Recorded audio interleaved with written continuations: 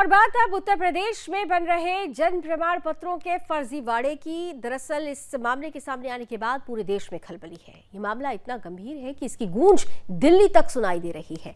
जन्म प्रमाण पत्रों की धांधली ने राज्य की प्रशासनिक व्यवस्था को कटघरे में खड़ा कर दिया है और अब ये राष्ट्रीय सुरक्षा के लिए भी एक बड़ा खतरा बनता जा रहा है।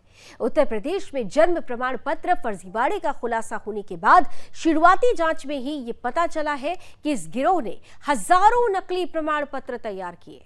इस प्रमाण पत्र का इस्तेमाल करके कई तरीके के गैर कानूनी कार्यों को अंजाम दिया जा रहा है, जैसे सरकारी योजनाओं में धोखाधड़ी, फर्जी पहचान पत्रों के आधार पर संपत्ति हासिल करना और यहां तक कि अपराधियों को बचाने के लिए भी इनका उपयोग हो रहा है। पिछले 5 सालों में 60,000 से अधिक नकली जन्म प्रमाण पत्र जारी किए गए हैं, जिनसे यह साफ होता है कि राज्य में प्रशासनिक लापरवाही और भ्रष्टाचार किस हद तक फैला हुआ है। इस बीच दिल्ली में बैठे केंद्र सरकार के अधिकारियों को इस फर्जीवाड़े की गंभीरता का एहसास हो चुका है। गृह मंत्रालय ने इस मामले को प्राथमिकता के साथ लेते हुए यूपी सरकार से इस फर्जीवाड़े की विस्तृत रिपोर्ट मांगी है। सरकार ने चेतावनी दी है कि यदि इस मामले में दोषियों पर तुरंत कार्रवाई नहीं की गई तो केंद्र सरकार सीधे हस्तक्षेप करने से पीछे नहीं हटेगी। ये मामला केवल एक राज्य का मुद्दा नहीं है, बल्कि इससे देश की सुरक्षा और स्थिरता पर भी गंभीर सवाल खड़े हो रहे हैं। उत्तर प्रदेश सरकार के लिए यह मामला राजनीतिक रूप से भी चुनौतीपूर्ण बन गया है। इसे लेकर मुख्यमंत्री योगी आदित्यनाथ की सरकार पर विपक्षी दलों ने तीखा हमला किया है। विपक्ष का कहना है कि राज्य सरकार की नाकामी और भ्रष्टाचार के कारण ही इस तरह के फर्जीवाड़े को अंजाम दिया जा रहा है। सरकार ने इस मामले में जांच शुरू कर दी है, लेकिन इन सब के बीच सवाल ये उठता है कि क्या ये जांच सही दिशा में जाएगी या फिर इसे भी दबाने की कोशिश की जाएगी।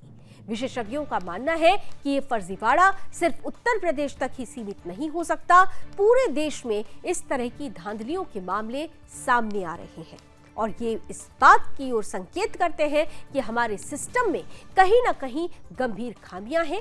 राष्ट्रीय सुरक्षा एजेंसियां भी इस मामले की जांच में जुटी हुई हैं, क्योंकि इस बात की आशंका है कि इस फर्जीवाड़े का इस्तेमाल करके देश विरोधी तत्वों द्वारा गलत गतिविधियों को अंजाम दिया जा सकता है। अब ऐसे में सरकार के सामने सबसे बड़ी चुनौती यह है कि वो कैसे इस फर्जीवाड़े की जड़ तक पहुंचे और इसे पूरी तरह से खत्म करे। सिर्फ कुछ अधिकारियों को निलंबित करना या जांच के आदेश देना ही पर्याप्त नहीं होगा। सरकार को इस पूरे सिस्टम में सुधार करना होगा और डिजिटल सुरक्षा को मजबूत करना होगा, ताकि भविष्य में इस तरह के फर्जीवाड़े को रोका जा सके। उत्तर प्रदेश में जन्म प्रमाण पत्रों का फर्जीवाड़ा केवल एक प्रशासनिक चूक नहीं है, यह हमारे पूरे सिस्टम की कमजोरी को भी उजागर करता है।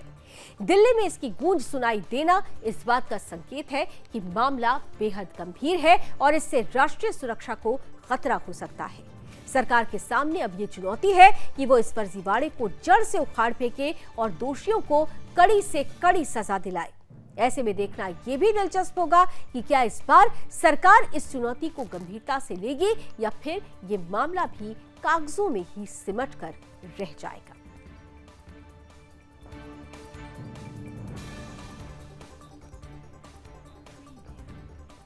हालांकि आपको बता दें कि इस मसले पर उत्तर प्रदेश सरकार बेहद संजीदा है, बेहद गंभीरता के साथ जांच हो रही है और जो लोग भी इसमें संलिप्त हैं उन्हें जल्द से जल्द कड़ी से कड़ी सजा का प्रावधान भी किया जा रहा है। ऐसे में हमने आज आपसे सवाल पूछा बड़ा महत्वपूर्ण कि ये जो फर्जी प्रमाण पत्र का मामला है वो राष्ट्रीय सुरक्षा के लिए क्या बड़ा खतरा है। तो आप में से देखिए 98% 98% लोग ये मान रहे हैं कि बिल्कुल फर्जी प्रमाण पत्र मामला राष्ट्रीय सुरक्षा के लिए बड़ा खतरा है। हालांकि 2% लोग इससे सहमत नजर नहीं आते हैं।